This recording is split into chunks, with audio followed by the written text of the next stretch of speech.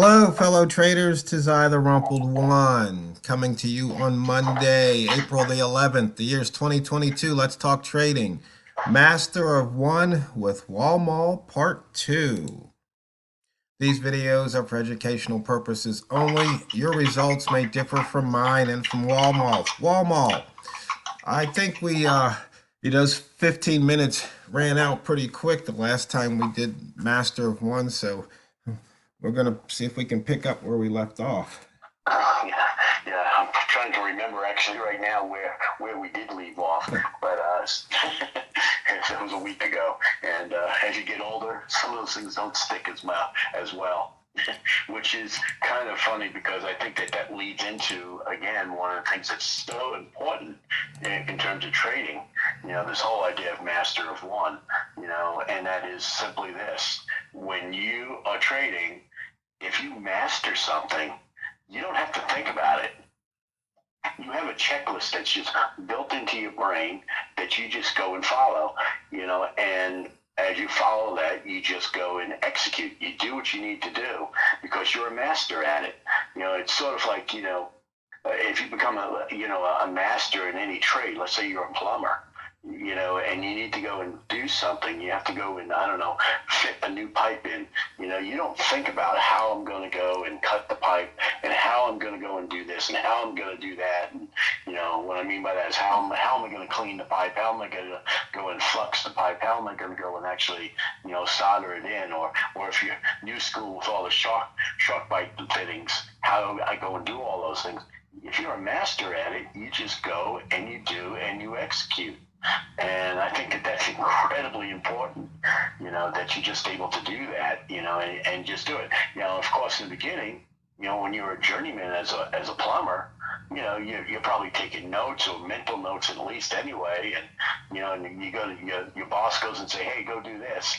Probably before you lift a torch, before you light a match, you go and think about everything you're going to do and you lay out everything in a specific order so that you can go and do it, properly. And but at the same time, as you become better at it and as you become more accustomed to it, you're able to go and do it pretty much, on the fly without even thinking about it. You just are able to execute. Yeah, and there's something kind of interesting. Right now, we're at the daily, weekly open here. And so I put up the buy zone chart because, this is one of the simple trades. And this is one of the trades, if you master it, you really don't need to look for anything else. Right. And if you master doing something I know that you've said to me in the past that there was a point in time in your trading career here that you would love to go and just trade like double O's. Right. When you get to a double O, if you master that, man, you can make a mint on that thing all day long. Because generally speaking, when it gets to a double O, it'll either slam through it and you've made a ton of money, or it'll sit there and bounce from side to side to side. But the thing is, you have to be able to read the market, and you have to go and master the market as to how it's actually moving and what it's doing at this moment in time. And when you do that, man, you can make a mint, just going and being a master at it. Whereas in the beginning, you can go and take the trade, and sometimes you win, sometimes you lose. And even when you're a master, sometimes you win, sometimes you lose. But the difference, I think, is that you're able to, as a master, you're able to take all of the trades, as opposed to when you're first starting out, you're just sitting there and you're just taking a trade, thinking about it. Sometimes you get the trade, sometimes you miss the trade because your process of thinking through it is too slow for the market, and the market's already moved past you. And then part of what your money management, chimes in is like, okay, it's more moved past it. I'm not going to take the trade. That's not my trade. And that's part of being a master, is being able to say, don't press the button. Yeah, and the other thing is you really don't think about it. You've already thought before. That's what your trading plan is. Now it's just like you said, you check the boxes, and if the boxes all get checked, then you enter the trade. And it's something you can do in the moment, on the fly, in real time. So, for example, here, we're just a couple of pips under the daily open, and it's inching back towards it, but we've got a red H1, and we're within the body of the previous hour, which was an inside bar. So this thing is just oscillating, and it's, like you said, you could probably pick this thing off for 1 or 2 pips. Now it just moved down. We're 4 pips below the open. Right, and you just can do that all day long. When it gets to that level. Obviously, once it moves off that level, you can't do it anymore. But if you become very, very, I guess I want to say it this way. One of the biggest challenges for most traders is that big D word, discipline. And that's what makes you, I think, a master at something. When you're able to just have your trade or your trading life to the point where you're very disciplined, you've mastered it so well that you do what you're supposed to do, and you ignore what you're not supposed to do. In other words, you run from danger, I guess. And that's part of what's being a master is. You know that, okay, this is a high. Based on whatever my method is. If your method is based on whatever reason it is, I really, and I've said this to you before, TRO. I really don't give a rip about what your method is. It really doesn't matter, because I think that most of the methods that are out there you can make money on. The problem is we don't go and follow the plan, and you need to be disciplined enough to follow the plan, and that's really what it comes down to. And not only follow the plan, but you need to follow the plan every time. You can't go and whimsically go and take some airball trade just because, oh, I think it's going to do this. Well, are you thinking it's going to do this because that's what your trading plan says, or are you thinking it's going to do this just because you're thinking it's going to do this? And that's where people get into trouble. They just go and jump into things. Now, part of that, now I will say this, is that there are trades where I get into, and sometimes I know you said this to me, why did you go there? Why did you go long here? Why did you go short there? That's not your trading plan. And it's sort of like, well, sometimes I'll go and jump into those trades because having enough experience, enough seat time, I know that there's a good chance that that it's going to follow through on this, and so sometimes I'll jump into it. That's kind of off my trading plan, but I'm trading what I see. But the thing is, I'm going to say to new traders, stay away. Until you're profitable, stay away from that. Those are temptations that you just don't want to take, because the problem is, once you win once, then you think you're going to win every time, and you start jumping into those trades all the time, and then you lose your discipline of trading your trading plan. Yeah, because I think you mentioned something, and the difference is waiting for your trade versus looking for a trade. Right. Yeah, that's exactly right. It's the type of thing where I can go and make the chart look like anything I want it to look like if I stare at it long enough. And that's not trading, or at least that's not smart trading. No, you wait for the trade so that everything is there. Okay, and it's obvious that everything is there, and it just blatantly hits you across the face like, bam, in order to take this trade, I need, I need the following rules to be satisfied. Boom, boom, boom. A, B, C, D, whatever those criteria are, as opposed to looking at the chart. Well, there's an A, there's a B, there's a C, there's a D. Okay, I can go, bam, jump into the trade. No, you can't do that. You don't look at it that way. You have to go in like it's right there, right in front of your face, and all of the criteria has been met.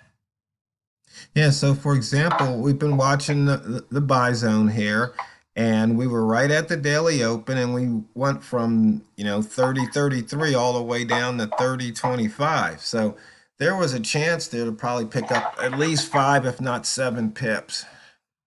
Right. And that's I don't want to say it's an easy trade, but that's a trade where the criteria for that method, it was there, and it was all met, and it's plain right there on the page, and so you just jump it, you take it. Does it work? Sometimes. Does it not work? Sometimes. That's just the way trading is. And Right. You just have to be willing to do that. And so the next part of this, part of that discipline is your money management, because if you go and control your losses, the reality is that what's going to happen is at the end of the day, maybe not the end of this trade, but at the end of the day, you wind up with a little bit more money. Right. And so, looking at the chart, you could see it went down to 25. If you look left, you see it's in four wick zones. Yeah. And And what so, does that yeah, what does that tell you?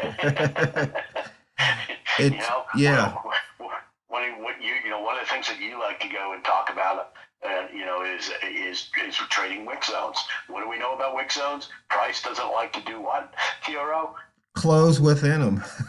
Exactly. It's going to exit. Now, I don't know if it's going to exit on the top side into the previous body or it's going to exit below it. I don't know which way it's going to go. But I do know one thing. It's not going to stay there. Does it stay there sometimes? Sure it does. But very, very rarely does it do it. Yeah, so now we just crossed above the open. Now we've crossed back below. So we'll just have to wait and see what happens. Right. And that's just trading. That's just the way the market moves.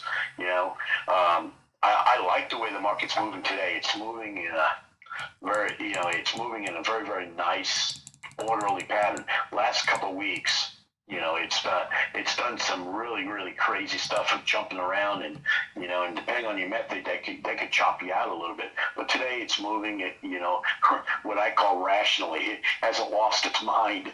Yeah, right. you So know. I just switched over to the sweet spots chart that shows the Walmal lines. And so once again, you had a red H1 at the 30. If you took that trade, it went all the way down to the 25. So there's 4 or 5 pips you could have put in your pocket. Right, and that's the thing about trading the Walmart method. And I've said this on a couple of other previous videos, but the thing is, right now, that's how you have to go and trade the Walmart method now. You have to go and say, okay, I'm up 4 or 5 pips. Okay, I really need to have my finger on the close button to get out. Going back a year and a half ago, you could sit there and hold out for the 10, but right now, it moved the pound just because of a lot of the upheaval that's been in the world for the last, now 2 years, between stuff going geopolitically, stuff going on because of the coronavirus, and then the follow-up with supply chain. So there's a lot of stuff going on right now in the world that's causing the markets to really try to figure out where it wants to go. And I think the market's a little schizophrenic right now because of that. And it's not just the pound dollar. You see that in a lot of the markets. Yeah. But And I was just going to say, right here, once again with the pound, it got above the open, but we still had a red H1. And if you went back to double dip, you'd be up about 4 pips right now. right, and that's how you play that. And I know you love taking those type of trades. To me, I take them every once in a while, but it's not my bread and butter. So, again, that discipline word. It's not what I'm going to do it's not what I do on a regular basis. I haven't mastered it, so I don't do that as my bread and butter. But Yeah. you, on the other hand, I know you love it. Yeah, because the one thing about the open is prices, pretty much has to move away from the open, and that's what gives us the range. Oh yeah, it's got to do that for the open, and just go and open up a daily chart, and just look and see how many dojis do you have on the daily. I mean, I got it open right now. I'm going back about 30 days, looking at it. I've got 1, 2, 3 in the last 30 days, and I don't mean 30 days calendar days. I mean 30 days of trading.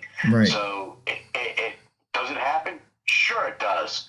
But it's not very often. But more importantly, those dojis are accompanied with wicks above it and wicks below it. So there's opportunity as it moves away from it. Okay, grab some pips, and and you get out when you get out, and the next time it comes back to that open, you have the opportunity again. Yeah, the funny thing is the pivot, at least on this broker, was just about right at the open. Well, that's interesting that the pivot is right there. Right. But And guess what? The fastest 15 minutes in trading is up once again. So, boys and girls, if you think about it, master of one. If you're waiting for your trade, then you're going to master the one. If you're looking for a trade, you're going to be a jack of all trades. But always remember and never forget, it's not what you trade, it's how you trade it. So go out there and drain the banks. This is the Rumpled One, over and out.